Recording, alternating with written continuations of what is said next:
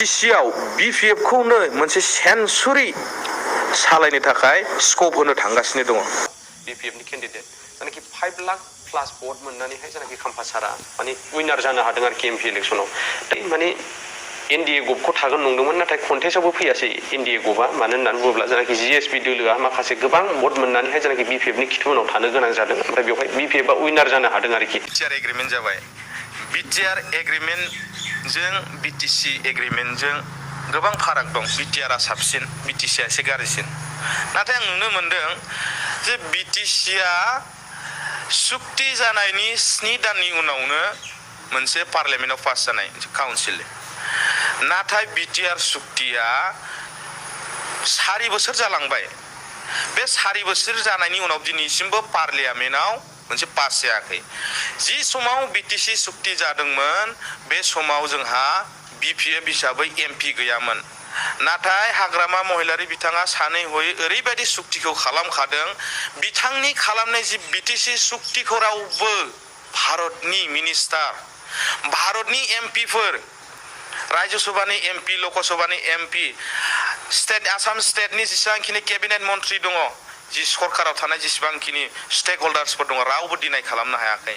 नाथाय बिथांमोना बुंनानै लायो बिटिसि सुक्तिया गाज्रि होननानै, नाथाय बिटिसि सुक्तिया अजस्र मोजां सुक्ति जानायनि 7 दाननि उनावनो मोनसे पार्लियामेन्टआव पास जानाय मोनसे काउन्सिल। आरो दा बिटिआरखौ बुंनो थाङोब्ला बिथांमोनाथ' सासे एमपि दङ राज्य सभायाव जेराव बिथाङा नैबे बिटिआर सुक्तिखौ आखरे आखर पालन खालामनायनि मोनसे भइसखौ बिथाङा दैखांनो हायो। नाथाय जोङो ससियेल मिडियाफ्राव बिथांनि जे बिटिआर सुक्तिया इमप्लिमेन्ट जानांगौ बेनि सायाव जों जेबो बुंनायखौ नुनो मोनाखै। सासे राज्य सभायाव एमपि दैथायहरनो हालायलायबाय जेब्ला बे गभर्नमेन्टआ, नाथाय बै बिटिआर सुक्तिखौ पार्लियामेन्टआव पास खालामनायनि खोथाखौ मानो बुंनो हायासै फालाय? दा बेयाव एसे डाउट दङ ना बिटिआर सुक्तिखौ मोनसे ब्लाइन्डलि सुक्ति खालामनाय नामा बे सुक्तिया? दा दाख्लैसो 10टा कलेजखौ आं सिगाङावबो बुंखाबाय जे 10टा कलेजखौ प्रभिन्सियेलाइज खालामबाय होननानै डिक्लेयार होबाय बिथांमोन। नाथाय जेबो आसाम स्टेटनिफ्राय लिरनानै हरबाय जे बे कुनु प्रकारै बियो प्रभिन्सियेलाइज जाया होननानै। दा बिथांमोना मा अबस्थायाव दङ बेखौथ' आं बुंनो थांला जानांगौ। गोसोआव जोबोद दुखु माने हांमाफ्रा थाबाय बिथांमोननियाव जे दा बैफोर बिटिआर सुक्तिनि जिमानखिनि जानांगौमोन आखरे आखर 10% आं जानाय नुवाखै। इनि बर्मा बायदियाव UN ब्रह्म बिथांनि नामाव जे सेन्ट्रेल इउनिभार्सिटि मोनसे गायसननायनि मोनसे एजेन्डा दंमोन, सुक्तियाव लिरनाय दंमोन, नाथाय बे जेबो माने मावफुंजायासै। दिनैसिमबो मोनसे रिबन हानायनि मोनसे खुन्थिया गायसननानै जेबो मावफारिया जों नुनो मोनासै। नाथाय बिटिसि सुक्तियाव जोंना हाग्रामा महिलारि सारनि जे सुक्ति खालामनाय बिटिसि सुक्तियाव ओरैबायदि दंमोन जे CIT गायसननांगौ, बे CIT-आबो गायसनजाबाय। भारतनिनो deputy prime minister LK Advani बिथाङा फैनानै बे खुन्थियाखौहाय गायसनलांबाय आरो दिनै गोबां फरायसाफ्रा बेनिफ्राय स्टाडि लागासिनो। आं बेखौसो कुइसन खालामनो लुबैदों, प्रमद बर' बिथां लुनाय माबा ओरैबायदि मोनसे इनस्टिटिउटनि आङो नाम मिन्थिनो लुगैदों जेराव जोंनि माखासे लाइमोनफ्रा फरायनो हायो, देखायनो हागोन नामा? दा बिथांमोना क्रेडिट लायो Kokrajhar medical college and hospital बेखौहाय गावसोरो लाबोनायनो, नाथाय बेयो गोदो BPF सरकारनि समावनो जाखानाय। दा बिटिसि सुक्ति आरो बिटिआर सुक्तिनि गेजेराव गोबां फाराग दं।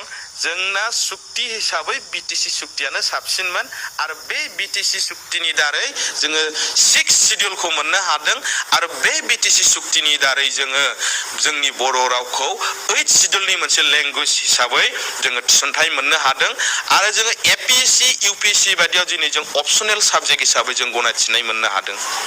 जोङो दिनै PhD खौबो जोङो बर' आयदायावनो जों खालामनो हादों। दा बिटिसि सुक्ति जुदि सिगांग्रो जायामोनब्ला जोंनि हारिया गोबां खैफोद दंसैमोन। नाथाय बिटिसि सुक्ति जानायनि उनाव गोबां बर'फ्रा बासायजानायखौ मोननो हादों। नाथाय बिटिआर सुक्ति जानायनि उनाव मा जाहैखो गासिबो बुस्थुआनो उनफिनजोब्बाय। दा फारागा बेनो, खोथाखौ खम बुं खामानिखौ गोबां माव। जोंना हाग्रामा महिलारि बिथाङा खोथाखौ खम बुङो, गोबां मानसिफ्रानो बुङो माने खोथा रायलायलाबायानो। जाय मानसिया खोथाखौ गोबां बुङो खामानिखौ खम मावो, नाथाय हाग्रामा महिलारि बिथाङा खोथाखौ खम बुङो खामानिखौ गोबां मावो आरो बेनिखायनो दिनै बिटिसिनि महरा बेफोरबायदि। दा दिनै बिटिसिआ ओरैबायदि मोनसे पावारफुल हाग्रामा महिलारि दैदेननाय जे बिपिएफ हानजा सरकार दानानै मोनसे ओरैबायदि गेरेमसा बिटिसि दाबाय जेराव जे कुनु सेपारेट स्टेटआनो इन्डियायाव बिदि मा होनो गेस्ट हाउस लुनो हायाखै नाथाय हाग्रामा महिलारि बिथाङा खम समनि गेजेरावनो गोबांथार गेस्ट हाउस लुनो हाबाय जेराव जोंनि बिटिसिनिफ्राय थांनाय माखासे सुबुंफ्रा खैफोद आफोद जायोब्ला बैफोरबायदि गेस्ट हाउसआवनो थाथ'नानै गावखौ खैफोदनिफ्राय बासायजानाय बेखौ मोननो हायो नाथाय प्रमद बर' बिथाङा आसामनि बाहेराव दिनैसिम मोनसेबो गेस्ट हाउस लुनो हायाखै हाग्रामा महिलारि बिथां लुनाय गेस्ट हाउसआव बिथाङा जिरायनानै आराम लेक्सार मारिबाय थायो बेखौ नायोब्ला नुनो मोनो गोबां फाराग दङ दिनै बिथांमोना CSB बर्डनि जि आथिखालनि थासारि हाग्रामा महिलारि बिथांखौ केस होदों होननानै बुंबाय थादों दाख्लै बिथांमोना दाफिनबाय नाथाय बे बुस्थुआ गभर्नरनि मोनसे एप्रुभेल गैया दिनैसिमाव सेन्ट्रेल सेलेक्सन बर्डनि थ्रुयै साबेसे मानसिनो साख्रि होनो हाखो आंनो बेखौ नांगौ दिनैनि दिनाव प्रमद बर' बिथाङा बेखौ रोखायै आंनो बा गासै बिटिसिनि रायजोफोरनो फोरमायनानै होनांगौ दा बिथाङा खुगायाव जोबोद गोदै बुङो नाथाय खामानियाव मोनसेबो गैया दा दिनैनि दिनाव रायजो राजाफ्रा बिथांखौ एसेबो गनायलिया